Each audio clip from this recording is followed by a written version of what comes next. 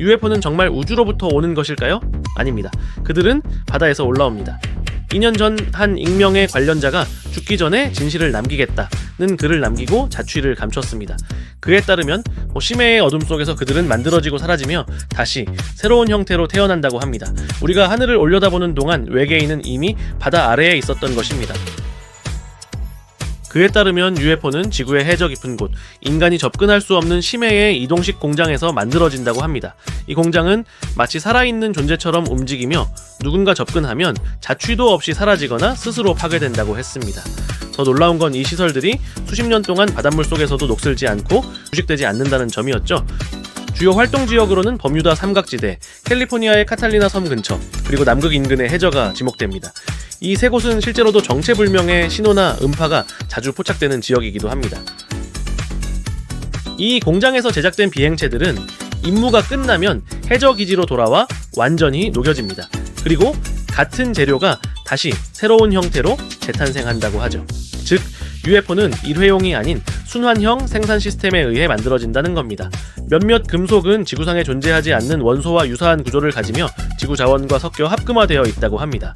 수십 년 동안 같은 재료를 반복 사용하지만 성능은 오히려 변하지 않고 유지된다는 것이죠.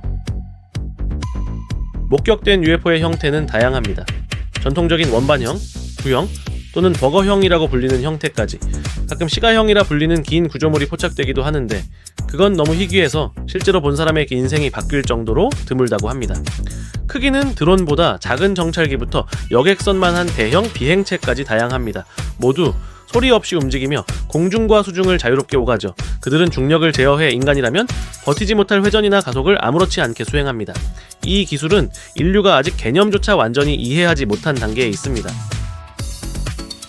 이 비행체에는 작은 휴머노이드 생명체가 탑승해 있다고 합니다. 키는 약 150cm 정도, 피부는 회색빛에, 눈은 새까맣고 크다고 하죠. 이들은 감정을 가지고 있지만 인간에 대한 공감 능력은 매우 낮다고 합니다. 그들의 감정 반응은 주로 분노와 불쾌감에 치우쳐 있으며 특히 전쟁이나 핵무기와 관련된 주제에 민감하게 반응한다고 전해집니다. 실제로 전 세계의 핵실험 구역 근처에서는 정체불명의 비행체가 자주 포착된 기록이 남아 있습니다. 이로 미루어 보면 그들의 목적은 인류 감시 혹은 억제에 가깝습니다. 지구가 스스로를 파괴하지 않도록 일종의 관리자로서 지켜보고 있는 존재일지도 모릅니다. 이 비행체가 접근하면 주변의 모든 전자장비가 오작동을 일으킵니다.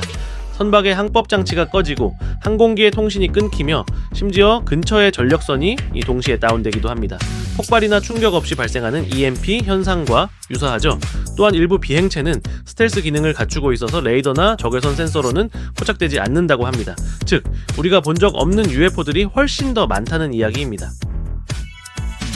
가장 충격적인 부분은 납치 관련 기술이었습니다. 이들은 사람의 뇌에 일시적으로 마비 상태를 유도해 스스로 움직이거나 소리치는 걸 불가능하게 만든다고 합니다. 그리고 눈을 강제로 뜨게 하는 장치, 신체 내부에 삽입되는 미세한 캡슐 같은 도구가 사용된다고 하죠. 일부 피해자들의 증언에서는 실제로 의학적으로 설명되지 않는 금속성 이물질이 발견되기도 했습니다. 이는 단순한 도시전설이 아니라 실제 데이터와 맞아떨어지는 점이 존재한다는 의미입니다. 비행체의 핵심 동력은 이 이리로라 불리는 물질로 추정됩니다. 이 원소는 자체적인 중력장을 만들어 엔진이 그 중력을 증폭시키는 방식으로 추진력을 얻는다고 합니다. 하지만 인류가 실험한 결과 이 물질은 수밀리초 만에 붕괴되어 재현에 실패했습니다. 또한 이들이 사용하는 합금은 극단적인 고열과 압력에서도 변형되지 않으며 현대 기술로는 그 구조조차 완전히 분석할 수 없습니다. 이건 단순한 외계 기술이라기보다 우리의 물리 법칙 자체를 비껴나 있는 존재처럼 보입니다.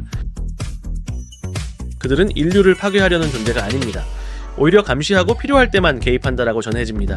특히 대규모 핵실험이나 자연재앙이 발생할 때 그들이 나타났다는 기록이 많습니다. 즉, 인류는 그들에게 있어 일종의 실험 개체에 가깝습니다.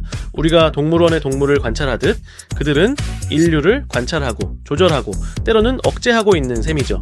그들의 태도는 적대적이라기보다 냉정하고 무심한 관리자에 가깝습니다. 이런 현상에 대해 각국 정부는 침묵을 유지해왔습니다.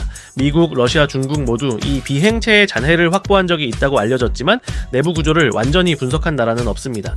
과거에는 정보를 통제하는 비밀 조직이 존재했다는 증언도 있으나 현재는 보다 세련된 방식으로 은폐가 이루어진다고 합니다. 즉 진실을 감추기보다 혼란을 퍼뜨리는 것이죠. 가짜 정보, 의도적인 루머, 상반된 증거, 이 모든 것이 진짜를 덮는 가장 효율적인 방법입니다. 결국 대중은 스스로 혼란에 빠지고 정부는 아무것도 말하지 않아도 되는 상황이 만들어집니다. 이 모든 이야기가 사실인지 거짓인지는 아직 모릅니다.